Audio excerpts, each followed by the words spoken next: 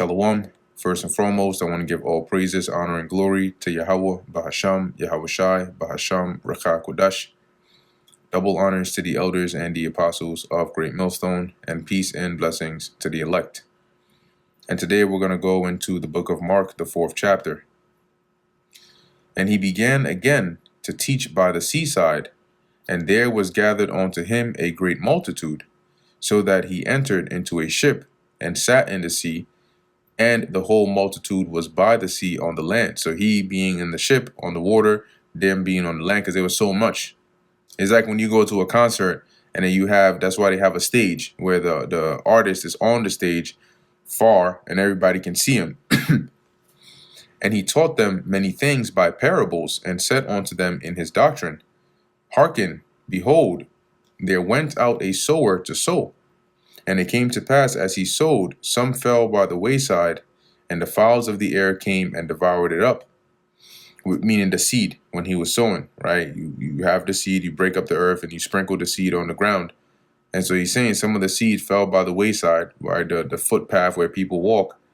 And then the birds came and devoured it. This is all an analogy.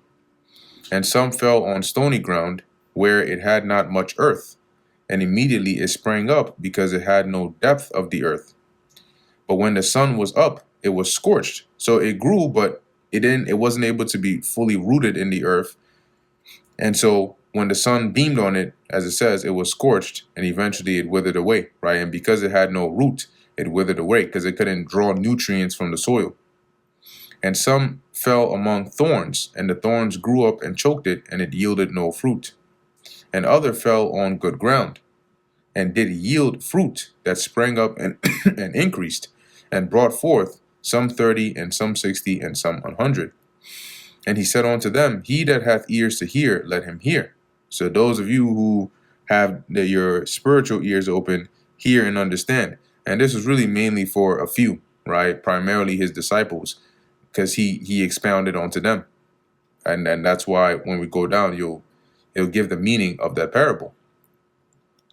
And when he was alone, they that were about him with the 12 asked of him the parable. And he said unto them, Unto you it is given to know the mysteries of the kingdom of God, but unto them that are without, all these things are done in parables. So there are some that are not supposed to get it. Some that are here, they're listening, but they're not part of the elect. They're not chosen. They're just called. Okay. And so for you, it is given, but for them, it is not. And that's why he speaks to them in parables, not plainly. That seeing they may see and not perceive. See, so he still spoke to them. They still heard him. They saw him, but they didn't fully understand it. And hearing they may hear and not understand, lest at any time they should be converted and their sins should be forgiven them. Because for some of them, the Most High didn't want, he hadn't chosen them. So he didn't want them to hear it or have their minds opened to receive it and then be forgiven. Some of them were destined for judgment. And he said unto them, Know ye not this parable? And how then will ye know all parables? So if you don't understand this one, how are you going to understand the rest? The sower soweth the word, and these are they by the wayside. So now he goes on to explain. So the sower is like the teacher, right? And the word is the truth, is knowledge. And these are they that fell by the wayside, where the word is sown. But when they have heard, Satan cometh immediately and taketh away the word which was sown in their hearts. So immediately when they hear this word, Satan coming through whatever means, whether it's some physical distraction, maybe some event happens in their life, something that happens to where they're not able to fully receive the word, okay, and have it ingratiated into their spirit and then continue on it. So immediately after they got it, it was taken away right back from them. All right. And these are they likewise which are sown on stony ground, who when they have heard the word immediately receive it with gladness. So you have some that hear the word and they're joyous at first. They hear it, they receive it. But as it says, they have no root in themselves. They're not fully persuaded in their mind. So they may hear it, the kingdom, the good news, the gospel, and all the blessings that come in it. But when it comes time for you to be diligent, when it comes time for you to labor, when it comes time for you to love the Lord above everybody else and sacrifice, because they have no root, right? They weren't fully persuaded. They're not going to be able to do that. See? And so endure but for a time. Afterward, when affliction or persecution ariseth, which are the hardships, the hard parts of this word, when those things come upon them for the word's sake, immediately they are offended, right? And then they desert and they scatter and they disregard the word. And that's because they weren't deeply rooted, so they couldn't fall back on their roots, on that faith, on their foundation. And these are they which are sown among thorns, such as hear the word, and the cares of this world, and the deceitfulness of riches, and the lust of other things entering in, choke the word, and it becometh unfruitful. So that's likened unto those who have a lot going on, all right, in their life. And those things are likened unto thorns. So they hear this word, but with 1,000,001 things going on, they don't have the time to dedicate to serve the Lord and to grow this word. And instead, their time and their mind and their energy is given to everything else, money and things of the world and responsibilities and all these other things that they don't rebalance and repurpose and sacrifice for the Lord. So in other words, they don't set up their life in a way where their life revolves around the truth. Instead, the truth is just another thing on the list. And when you do that, you're not prioritizing it. Hence, you're liking onto one of these. And so you're going to be unfruitful because you're only going to try to put in work when time permits, rather than making time and prioritizing the work first and then everything else. Verse 20, and these are they which are sown on good ground, such as hear the word and receive it and bring forth fruit, right? So those they're solid, right? They hear the word, they believe it, they're rooted, and they endure, right? They stay in the word, they abound, and then they bring forth fruit, right? They labor, they teach, some 30-fold, some 60, and some 100, right? And that's by different measures. Not everybody's been given the same measure. Not everybody works the same, but to each as they have been given, they produce. And he said unto them, is a candle brought up or brought to be put under a bushel or under a bed, and not to be set on a candlestick? Yeah, because when you light a candle, you're not going to go put it under a bucket somewhere. That's the whole point, is to give light. And usually you put a candle at a high point because then it can shine at a greater distance. For there is nothing hid which shall not be manifested, neither was there anything kept secret, but that it should come abroad, right? So all the secret things, even the mysteries, eventually would come to light. And the Lord was saying this because he's saying that, the knowledge that we have, you're to teach it openly, right? It's not to be hidden. It's not hidden knowledge, right? Because that would be likened on to lighting a candle and then just putting it under a bed somewhere. Verse 23, if any man have ears to hear, let him hear. And that's your spiritual ears. Because majority of them, if not all, had ears. They could hear him talking, but their spiritual ears were closed, were blocked, and that's why they didn't receive it. And he said unto them, take heed what ye hear. With what measure ye mete, it shall be measured to you, and unto you that hear shall more be given. And let's read that in the NLT. Then he added, pay close attention to what you hear.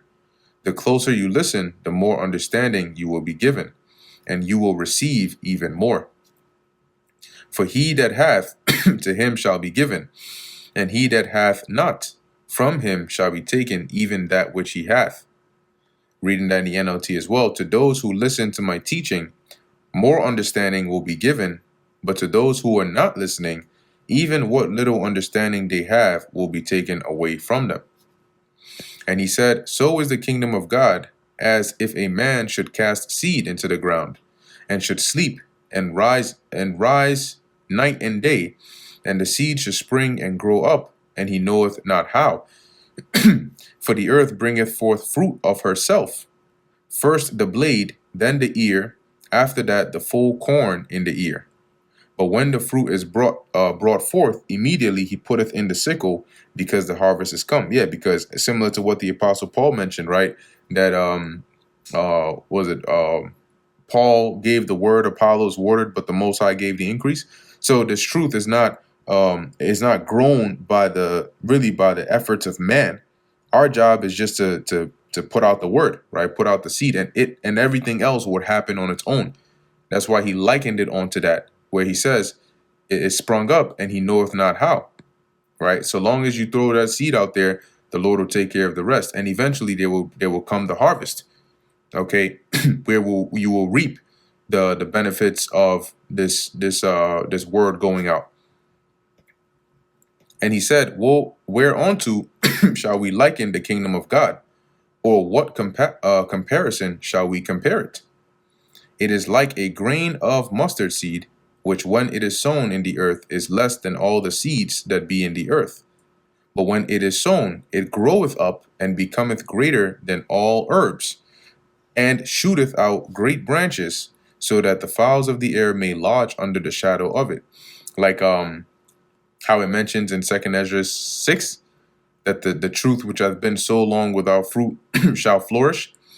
And I believe, I forget it what chapter, if it was Ezekiel 40 or 41 or 42 or 47, one of those chapters, where it likens this word to water that started off at the ankles, then eventually to the knees, then the loins, then the neck, then it overflows. So that's how this truth is, right? It starts off small, but it just continues to grow and grow and abound and abound and abound, to the point where it's spread throughout the whole earth, and it's unstoppable. And with many such parables spake he the word unto them, as they were able to hear it. But without a parable spake he not unto them. And when they were alone, he expounded all things to his disciples. And the same day, when the even, and that was because it was meant for the disciples to understand. When the even was come, he saith unto them, let us pass over unto the other side. And when they had sent away the multitude, they took him even as he was in the ship, and there were also with him other little ships. And there arose a great storm of wind, and the waves beat into the ship, so that it was now full. So it was very stormy, right? The rain, the weather is getting real bad, the water's flooding into the ship. And he was in the hinder part of the ship, so the lower deck, asleep on a pillow. And they awake him, and say unto him, Master, carest thou not that we perish?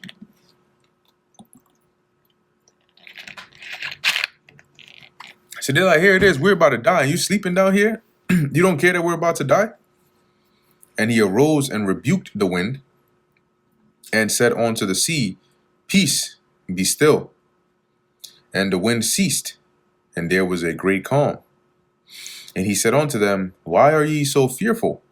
How is it that ye have no faith? Did you actually think that we were going to die on here? And they feared exceedingly, and said one to another, What manner of man is this, that even the wind and the sea obey him? Not only does he have this, is he teaching the word as he is, healing people, he's commanding even the sea and the wind. These are like likened onto inanimate objects, and or at least the water. But hey, that's the power. And that brings us to the end of the book of Mark, the 4th chapter. Lord willing, that was edifying to the elect.